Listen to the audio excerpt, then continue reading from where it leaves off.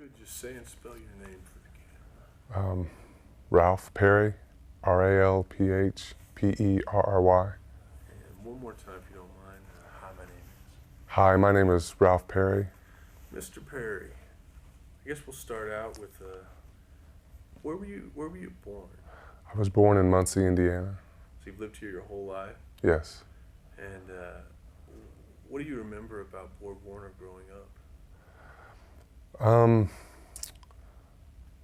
Not too much when I was a kid. I know my dad would work there and he'd be getting laid off, and then he'd work at Cashway Lumber on 28.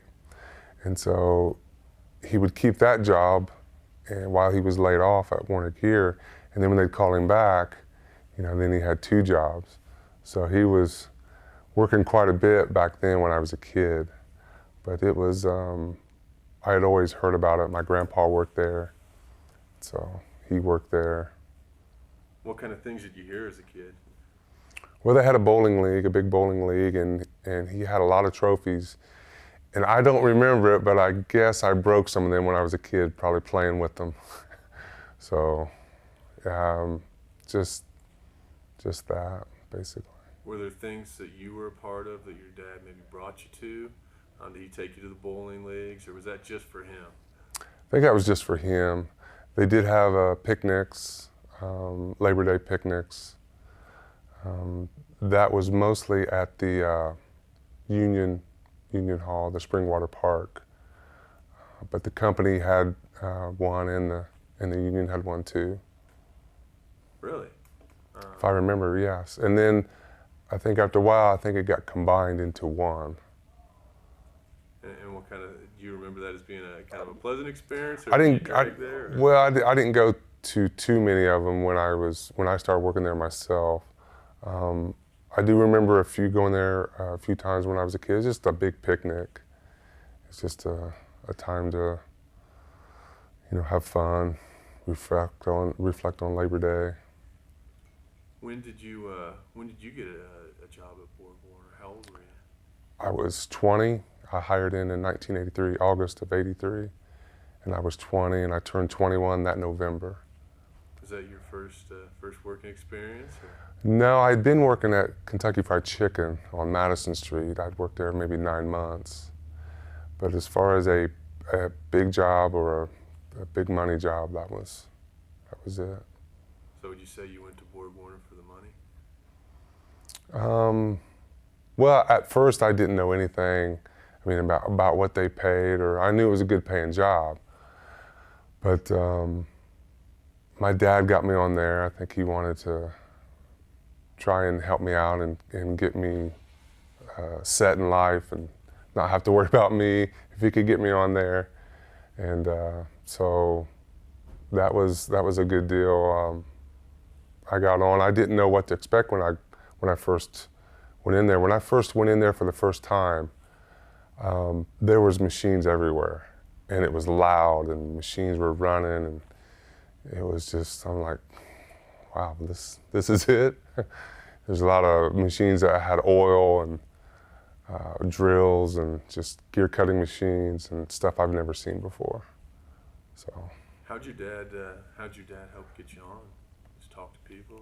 Yeah, he just talked to a guy he knew that done the hiring out there. He'd been trying, I guess, for a couple of years without any success. And finally, the right guy was in place that done the hiring, and that was that. It got me on. What kind of jobs did you do at first, and how'd that progress? Did you change jobs, or did you do pretty much the same thing? At first, yeah, I changed job quite a bit from the time I started to the time it ended. I first hired in there. I ran this job. It was an old machine, and the tools, you'd have to grind your own tools to sharpen them, and you'd put this gear in, and you'd start it, and the tools would just go like this. The part would be spinning like this in between two centers, and those tools would come in like that, and then just cut the part.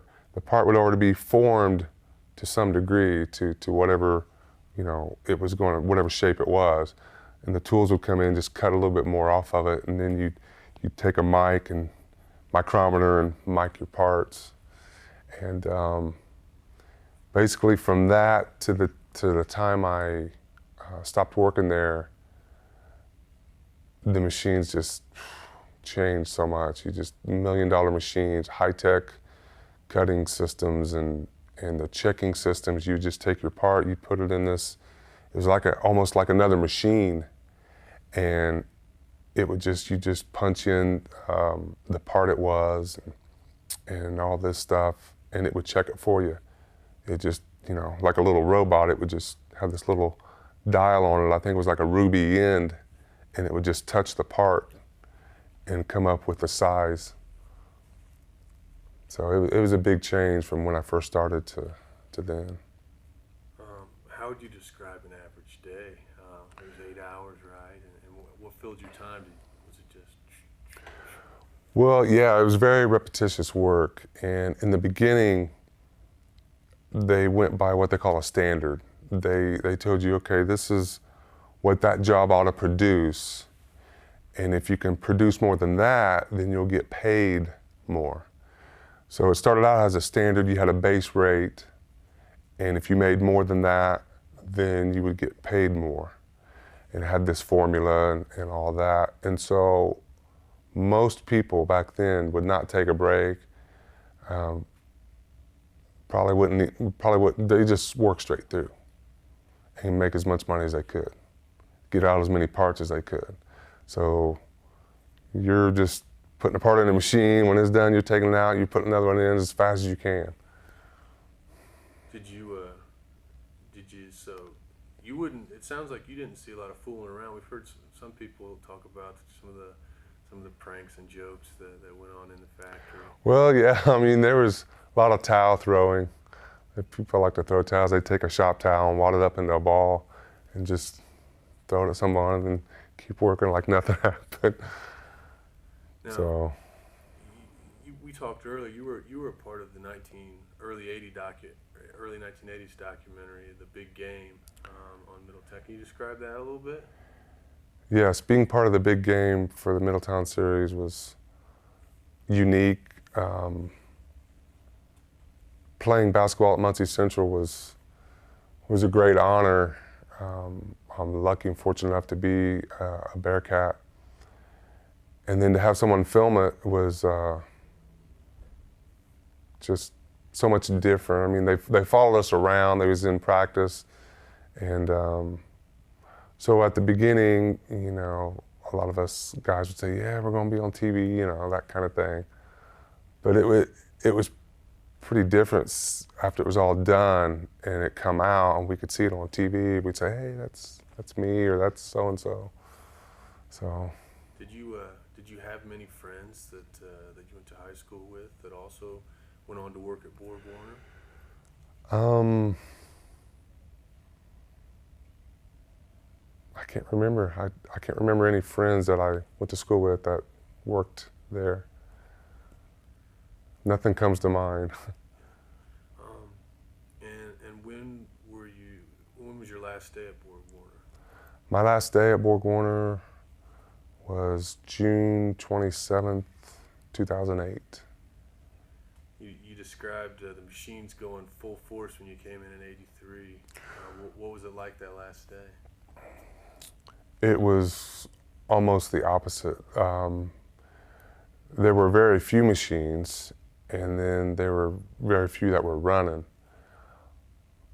So it was just a drastic change from the beginning when I first hired in there. There was only, there was, I don't know, 400 or 500 of us left. I'm going to say 400 to 600 when I got laid off, and even less than that when it just closed. And when I first hired in there, I'm going to say there was close to 2,000 people. I mean, there was jobs, there was machines from one end of the factory all the way to the other when I first hired in there. I went in the east end of the plant, and right away there was just machines, and they just go the whole length of the plant. And when I got laid off, there was just not that many machines left.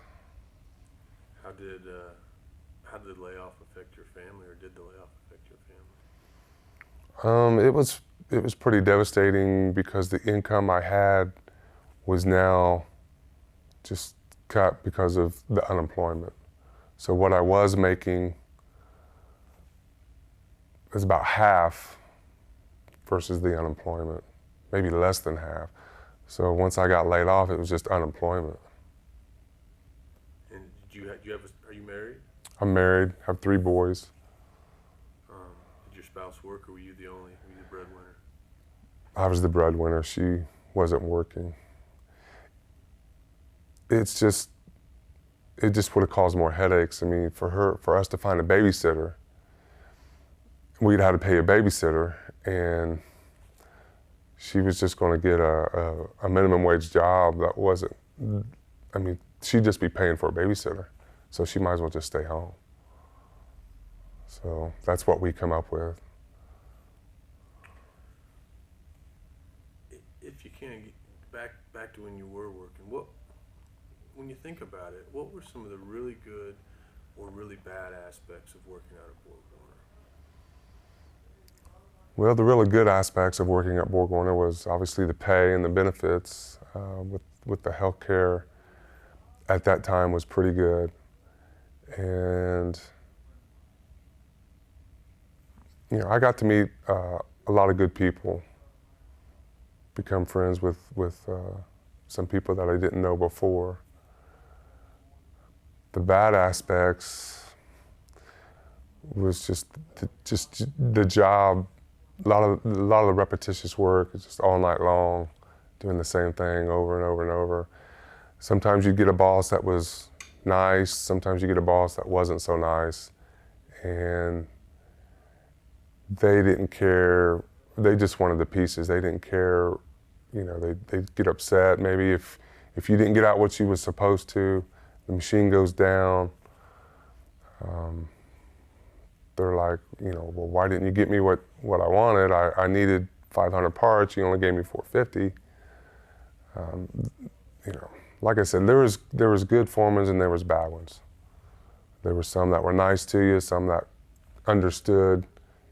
Maybe sometimes if you didn't feel good that night, if you was sick, or some that just didn't care. They were just bucking to go up the ladder maybe. So, kind of more generally, how would you describe your interactions with management? How were labor management relations? Did you come in contact with these guys a lot, or? Well, I did when I was union steward, and I was union steward for a year, and that was, well, it was a few years ago. It was probably 2002 to 2003. I'm thinking. And my job as a steward was to make sure that the company was living up to their bargain, doing what they said they would do within the contract. And a lot of times you'd get a foreman that they would hire, and they just didn't care, especially a particular assembly foreman I had that just wanted to do whatever he wanted to do. And so when there was a problem, a union brother or sister would come up to me and say, hey, foreman's doing this. So I'd have to go, you know, what are you doing? You know, you're not supposed to be doing that. So it was a lot of, there was a lot of interaction then with the company.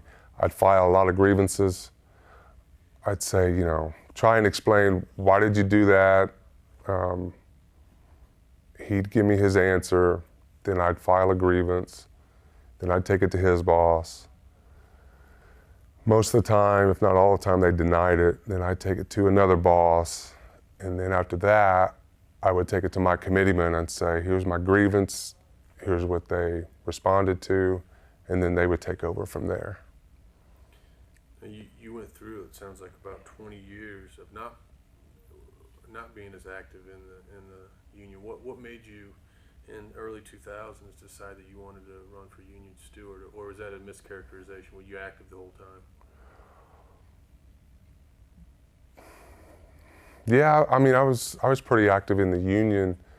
I would go to the meetings. I wouldn't go every month, but I did go to some, and I was active. I made sure, even though I wasn't steward a lot of that time, if I go to the steward and say, "Hey, this is not right. This foreman or management person's, shouldn't be doing this. What are you going to do about it?"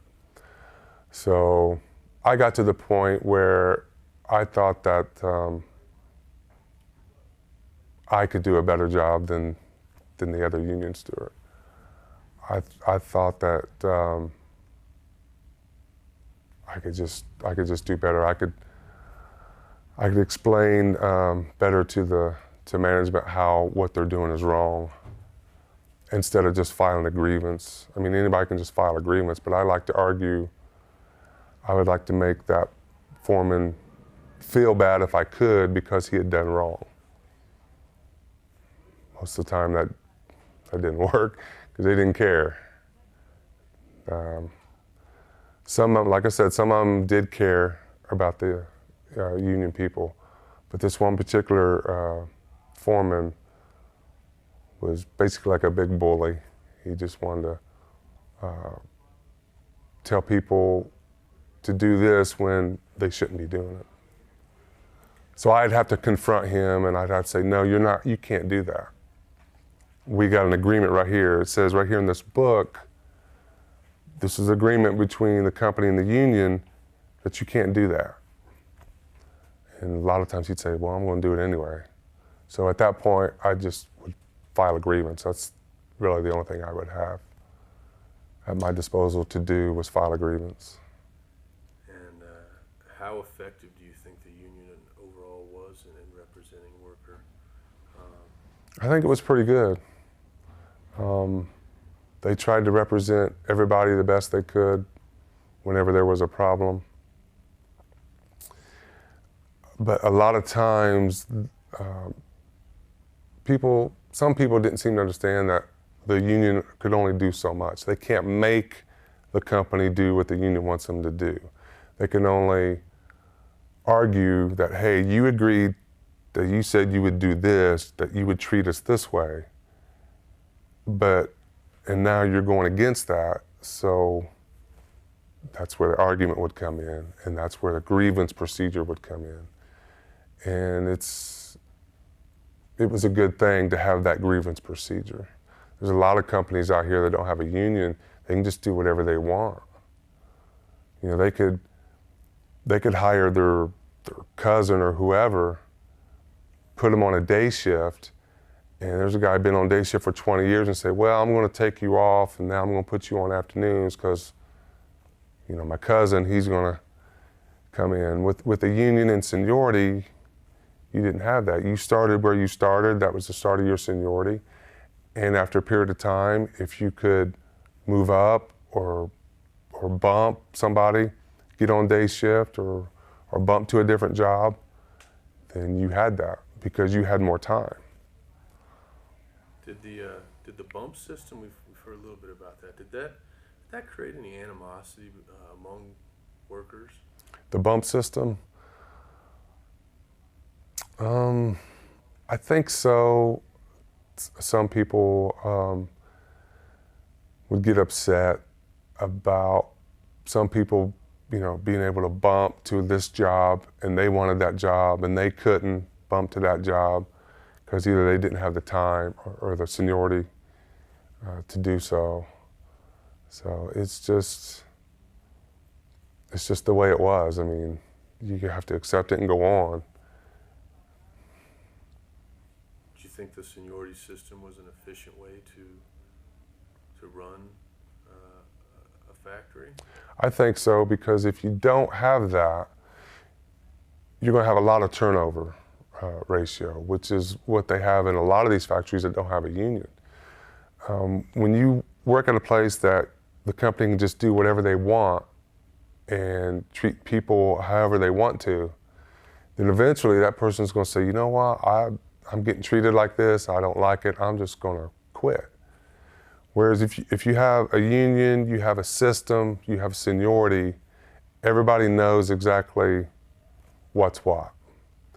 And, you know, I was there 25 years. There's a lot of people who have been there a lot longer, 30, 40 years.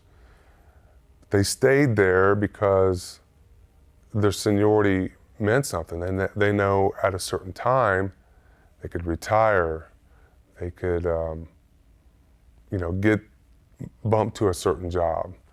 And so it just would go on and on. You know, people with 10 years, well, they're thinking, well, in so much time, I'll be there and I can do that too. So I think it kept people in the workforce.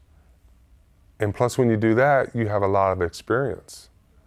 I think that's why this company here in Muncie, the BorgWarner in Muncie, was so successful. Over the years that people would stay, they would get trained by other people. When I hired in, I got trained by older people that had been there for 20, 30 years. And they were training me and, you know, training me to do a good job. So I would do that. And then after I got years in there, they'd hire people, I trained them. I think that's why the company was so successful, because of the people out on the shop floor knowing what they were doing, because they've been there for years and years and years. And if you didn't have seniority, people just hire in, they quit, you get new people, you're just not gonna have that experience. You mentioned that your dad was a member of the bowling leagues, and also you played basketball when you were younger. I know there were some basketball teams at Borg-Warner, kind of intramural type stuff that guys did. Were you ever a part of anything outside of work with the folks you worked with? Or? No, not really. I didn't really collaborate much with my co-workers outside of the plant. I don't know why that is. I just wanted to do my own thing, I guess. I was into cars. I had a drag car. It was a '70s Chevelle, and I raced it for a couple of years. And basically, I just wanted to do things on my own. When my dad was bowling in the bowling league, it was such a big thing. They had so many teams in that league. It's just what you done back then. But I think over the years, people just kind of get separated, and they just want to do their own thing. So would you say there wasn't as much kind of I don't know, it seems like there was a family connection early on, and people all did things together. Would you say that changed over time? Did you notice a change from 1980 to 2000 where people were, or even when your father was there, it sounds like people were more active, participated more outside of work? I think when my dad was working there, the difference between that and when I started working there was, back then he hired in 52, 51 or 52. And so you have the 50s and the 60s, and it was a lot more family oriented, not only at BorgWarner, but in family life as well. And during the 80s, that kind of changed.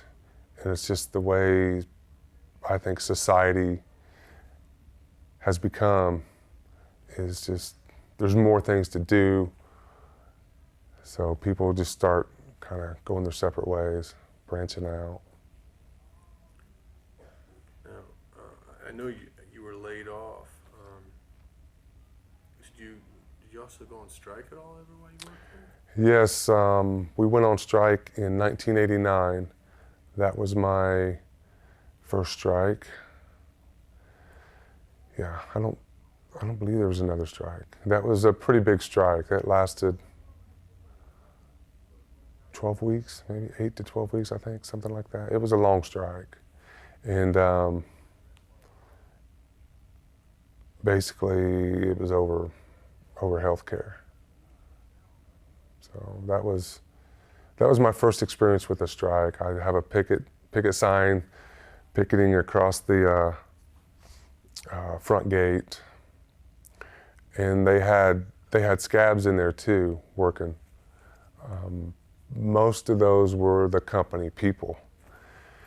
And what was funny about that was after all that was done and over with, and we go back to work, for one thing, the place was a mess.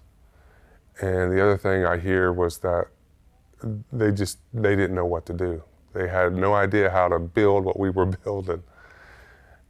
And so, and I also heard that Ford said that anything built during that strike, they did not want. That was some of the things I heard. But I mean, when you have company people trying to build a transmission or a transfer case, and they've never done it before, they're not going to be able to build it. I mean, their management, they're on one side, we're the workers, you know, we done the work.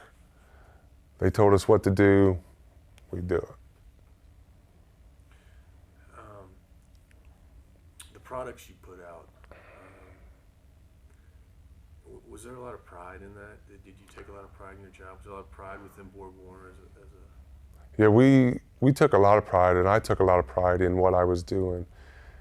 And most of the people, if not all the people I worked with, took pride in what they were doing. And even if it was something very minute, just a small piece, everyone wanted to make sure that was right on the money. Back in, I'm going to say 90s, the machines, I ran a lathe, and it was the part was called an upper shaft. It would go in a Mazak lathe, and then we took that part and we put it in a, what they call a dial gauge. You just set it in there and you'd have these little LED lights come up. And you had a low limit, you had a high limit, and you had the mean, what they call the mean, right in the middle. And that's where you want your size to be. You want to be right in the middle. If you had 2/1000ths of an inch size, that means you had plus or minus 1/1000th of an inch. So you wanted that part to run right in the middle, so when the tools would wear down, it would wear down, it'd go just to the high limit or it'd go just to the low limit, and you'd know to change your tools. So everybody wanted to make sure they run good parts all the time. A lot of times, you know, things would happen, you'd break a tool, the machine would mess up or whatever, you'd run a piece of scrap. But that was just unavoidable. Things like that happened, but for the most part, people really liked what they were doing, took pride in running a good part. How were BorgWarner workers looked at within the community? I'll just let you go with that broad question. How were BorgWarner employees looked at through the community? I would say, for me, I would read stuff in the paper, especially when the strike was going on. There was a lot of negative. People would write in.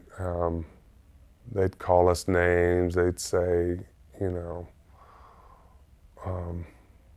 we got it made. Why would you strike? And all this stuff. I think there was a lot of animosity from people that were not working there, or people, maybe they just didn't like the unions for whatever reason. I don't know what their reason was. I was part of a union. I seen what the union did. I wish every place could have a union to represent people. Because basically a union, what they do is they just represent the people because the company's done them wrong. And you have someone to fall back to. Go to your steward or your committeeman and say, hey, this is the way they're treating me. So, when you had a union and a company, they come together for the better of the company. Company would say, you know, we want you to run this or do this. You can say, okay, you do this, this, and this, and we'll do it. work together, and we'll get out a good product. Were there any positive? Can you remember any instances where the community you were treated positively because of being a BorgWarner employee? People for any reason? I can't remember any way that I was treated positively through the community. I'm sure there was. I just can't remember what that would have been. Unless you can elaborate specifically, maybe through like the city, or just the people who live in the city. Well, or? I suppose I just mean in your daily interactions with people, if they were impressed that you were a BorgWarner employee, if you were held in high esteem because you worked out at BorgWarner and that was a good job in Muncie. Seems like from a lot of people we have heard a lot of jealousy and negative aspects. In daily interactions. I'm just wondering if you ever ran into people that were like, "Oh, you work at BorgWarner? That's a great place. They do a lot." Or if that just didn't happen. It would happen a few times. People would say, "Oh, you work at BorgWarner? That's good. You got a good paying job, good benefits." I say, "Yeah." But I'd say most of it would be the places where we'd shop, places where we'd buy stuff, the mall or stores, or talking to the shop owners and stuff like that. They liked it, because I had a good job making good money, and the city, I guess, or the city community liked it too because of the money we were spending, within the city. You got people buying cars, you got people buying houses, paying taxes, property tax, and buying things and paying for that and the tax for that. And not only that is the United Way. For years and years and years, the employees out there would give their own money to United Way. And that was a big plus for the city, for the community. Did the union really push community involvement, or was that just individuals that? Community involved it as in what way? Donating to the United Way. Oh yeah, they had a big drive with United Way within the plant every year. They would designate certain people in the union and say, go out and give people a card and have them fill it out and see how much they want to give. And they would have things on why you should give to United Way, what United Way is about. So they were really big in supporting United Way. How do you think the union handled the very end there? I know there's a lot of back and forth between the union and management. What's your take on why BorgWarner closed? My take on why BorgWarner closed would be simply one word: greed. That would be my take. That company was around, has been around for a long time. I believe it was in the late 20s, maybe early 30s, and a company called Borg and Beck bought the company here, which I think was Warner Gear or Warner, and they become Warner Gear or BorgWarner. And so for many, many, many years, this company here has been successful and helped the corporation become rich, billions of dollars. A lot of money was taken out of this Muncie plant to help the corporation. And so you're talking about, they were around, during World War II, they turned that place into manufacturing things for the war effort. The energy crunch of the 70s, which was, I believe, a lot worse than the one we're going through now, or the last few years, and that place was still around. So I think it could have still been open. It still could have been producing a product of some kind. I just don't think they wanted to because they just wanted more money. They just wanted I guess, more return on their investment. It wasn't enough for them what they were getting now. So that's one take on it. The other thing is when the president of BorgWarner come down, I believe her name was Cindy Niekamp, something like that. She come down 2003 or 4, somewhere around in there, and we had a big company meeting, and she said, you guys are going to have to help us out. If you want this place to stay open, you've got to help us out. This is what they make in Mexico. This is the kind of money they make in Mexico. This is what they make in South Carolina, which is, they have a plant in South Carolina that's non-union. And she said, and this is what you guys are making. And so she just went on about how we need to help if this company's going to be successful, the Muncie plant, and for them to stay open. So we didn't like it as a union because it was the biggest concessionary contract ever, from what I've heard, even from guys that were there long before I was. In the whole 25 years I was there, it was probably the biggest concessionary contract. But we said, okay, we will give up this, this, and this. We give up a lot of stuff. We paid more for our health care. We gave up the profit sharing. We gave up a year-end bonus, which had been in play for many, many years. Froze our pay, froze our COLA, and some other language stuff in there. And we said, okay, we'll do that. If you agree to do this, make sure we have the business, future business, doors stay open. And so they said, okay. Well, our concessionary would amount to about $18 million that we give up as a union for the company. And so the contract was signed, and it wasn't a year later, and the company's coming back and say, well, we want you to open up the contract. It's not enough. We want more. What you did, 6-8 months ago wasn't enough.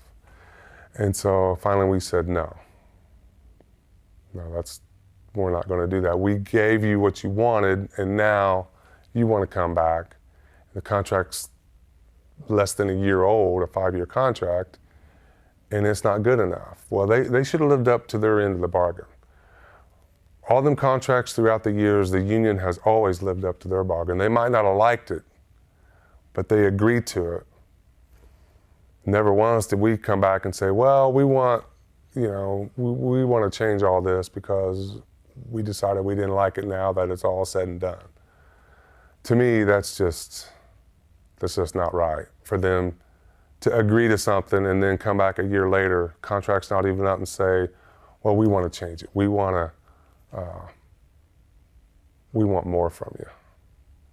So that leaves a sour taste in my mouth.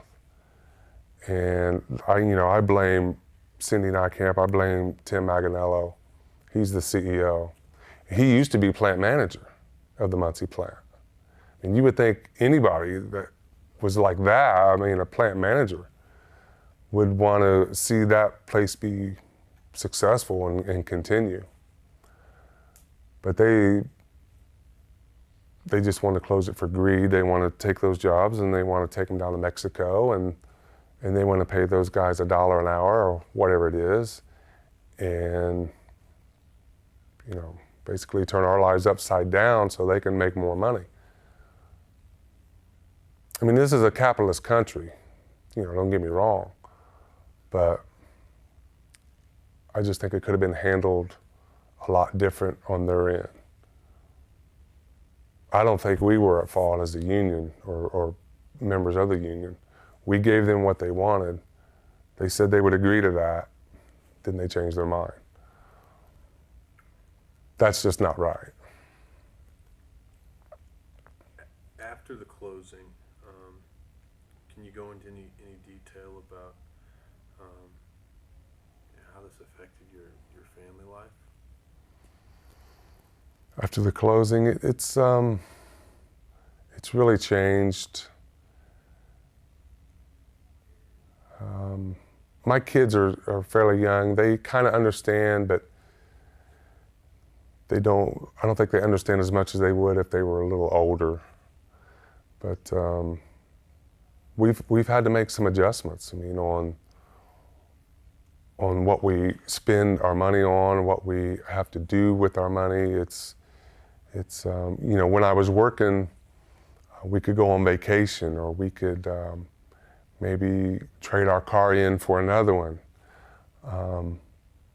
buy nice things, go to nice places to buy nice things. Now we go to rummages a lot. we buy used vehicles, and we'll have to repair those. We can't be trading those in every couple of years, and definitely can't buy a new vehicle. And certainly can't buy a $100,000 or $150,000 home. It's just not going to happen. You're a third generation BorgWarner employee who's lived in Muncie pretty much his whole life, right? Can you envision your kids doing the same thing? Living in Muncie their whole life, and if so, what do you see them doing? My kids living in Muncie their whole life, I would like for them to, because they'd be close to home. I've been here this long. When my dad got me on, I worked there 25 years. It was a good, steady paying job. But now that might change. I'm going to Ivy Tech, and so once that schooling is done, if I can't find a job around here, we'll have to move. And my kids, when they grow up, there's probably not going to be any good paying jobs around here. So I'm hoping that they can go to college. At this point, I don't know how. College is expensive. I don't know how that's going to happen. I'll just cross that bridge when I come to it. But I would like for them, in order for them to succeed, they're going to have to go to school. They're going to have to go to a higher education, college. Because it ain't like it was when my dad hired in, or even when I did. I was lucky enough, he got me on. Back then, back in the 50s, you probably could have just walked in and they probably would have given you a job. But, you know, manufacturing jobs are just gone. And there was a time I thought, you know, well, my kids can just take off where I ended, and they can keep working there, and it'll be good pay and good benefits for them, and they'll have a good job and they can stay here. But that's not going to happen. What are you doing at Ivy Tech? What are you hoping to get into? I'm hoping to get into being a radiology technician, taking x-rays and stuff like that. You have to apply to that program. It's a program you have to apply to, and I'm going to apply for that in January. Right now I'm taking prerequisites, so to get them out of the way. So when I apply, it's going to be a tough program to get into. I didn't realize at the time when I told, because I had to tell the state, the unemployment, the Work One Center, they want to know what I'm going to do. Am I going to try and find a job, or am I going to go through training? And I told them I wanted to go through training. So they said, well, okay, what training? What do you want to do? So I told them that. And so I soon found out after that it's a tough program to get into, the X-ray tech, the rad tech it's called. Why'd you pick radiology? I thought it would be a good fit. They use machines. I've been using machines. So it's in the medical field, which I think is about as secure as you can get right now in this kind of economy. And it's air conditioned. It's not a hot, stinking factory with, you know, smelly chemicals you got to smell, cutting oil and stuff like that you have to breathe. It's probably a good environment to be in. And if I have to find a job in some other state, I can apply and say, hey, I have a degree in this, so I'm applying, for a job in that. And I got a better chance of doing that because I have a degree. How's the experience of being back in school after all these years been for you? It's been tough. It's been exciting, but kind of scary at the same time. Things go by pretty quick in class. The algebra class I had, which I had to take more algebra. This was just like a beginning algebra class. And it moved by pretty quick. Between that and the English comp class, those two were the two toughest. The English comp was just a lot of writing. Got to write essay on this, essay on that. And it's got to be written the way it's supposed to be written. I mean, to them, you should already know your nouns, pronouns, verbs, adjectives. You got to have all that in there, and you got to write a story and make it sound. It's got to flow. It's got to have the right flow. It's got to have the right language in it to make it all come together. So that was a new experience, not being in school since '82. I did go to 1 year of college, but that was just 1 year. But I mean, I like it. I like to learn, so. What happened during that 1 year of college? I didn't do too much learning. I did do some, but the experience of college, being 19 years old, I was 18, turned 19 that November. So when I started college, I was 18. And it was a small school out in Kansas called Southwestern College. It was about 30 minutes south of Wichita. And so it was definitely an experience, being away from home for the first time, waking up on my own, going to class on my own. And then there was basketball practice, which was basically at the college level, was a lot of two-a-days, a lot of running. I think we ran for about a month before we even touched the basketball. So I was in very good shape back then. We'd run 5 miles a day. And then once basketball practice started, I was good to go. I could zoom up and down the court. My last question really involves kind of, since you've lived here your whole life, kind of historical perspective. If you can place the Borg-Warner closing within the historical timeline, sort of Muncie, as you've seen it, and what the overall impact of this closing is going to be for the community. The historical impact of Borg-Warner closing, to me, is very huge. I mean, that company's been a mainstay in this community for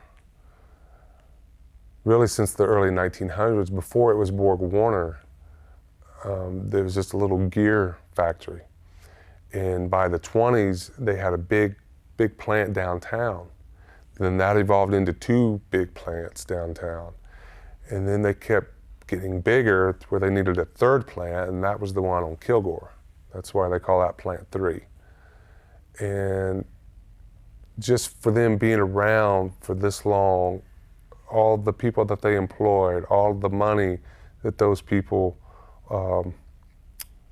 what they spent, the houses they bought, or the cars they bought, or raising a family, putting their kids through school or college, that kind of thing there, where you had all these employees contributing to this city, to this community, and now that's gone. It's to me, it's got to be devastating. Not only that, the Chevy plant as well. Those were 2 big factories with 1 million square foot of space, employing over the years thousands of people over the years, and now both of them are gone. And now basically all you have in this town is just a college town. And when that happens, people are going to move away.